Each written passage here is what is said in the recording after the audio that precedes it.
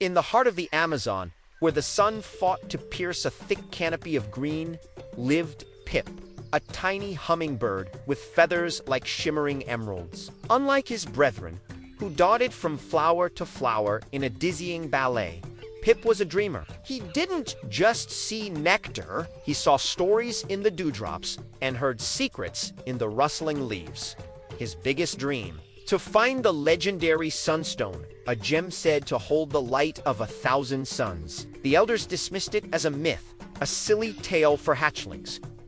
But Pip's heart told him it was real. One morning, a shadow fell over his favorite hibiscus flower. It was Kale, a magnificent eagle with eyes as sharp as obsidian. Kale was the king of the canopy, respected and feared. He scoffed at Pip's obsession. "You're chasing a fantasy, little one," he'd say. "The jungle is about survival, not fairy tales."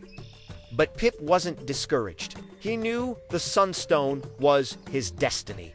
His quest began. He flew deeper into the jungle than ever before. Past chattering monkeys and silent, watchful jaguars, the familiar sense of home faded, replaced by the damp, earthy smell of the unknown.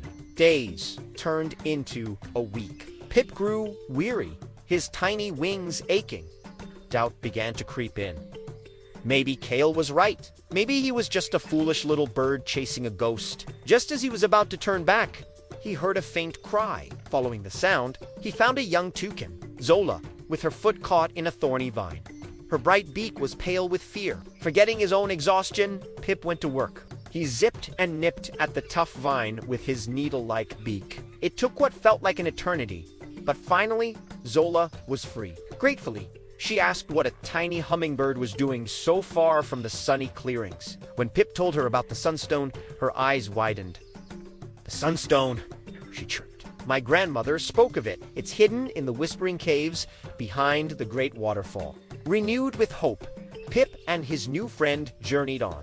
Zola, with her knowledge of the deep jungle, guided him through treacherous paths. They finally reached the great waterfall, a roaring curtain of water that thundered into a crystal-clear pool. The entrance to the whispering caves was hidden behind it. Taking a deep breath, Pip zipped through the torrent. Inside, the air was cool and still.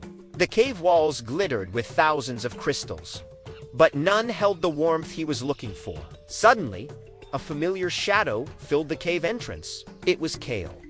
But he wasn't there to mock.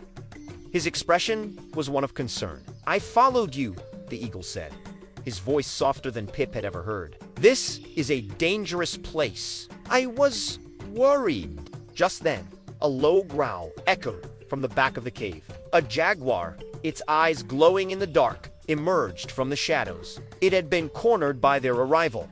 Panic seized them. But Kale was fearless.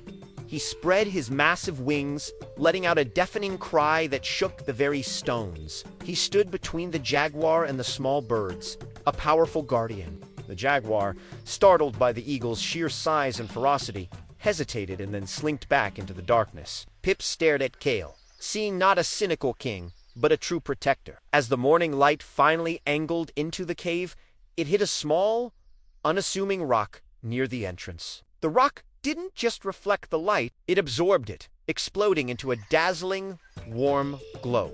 It was the sunstone.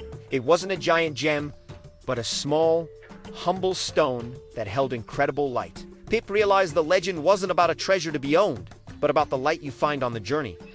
He had found friendship, courage, and respect. As he, Kale, and Zola flew back towards home, Pip knew he was carrying something far more precious than a stone. He was carrying the light of his own adventure. Thanks for watching our story. If you enjoyed Pip's journey, make sure to like and subscribe for more animated adventures.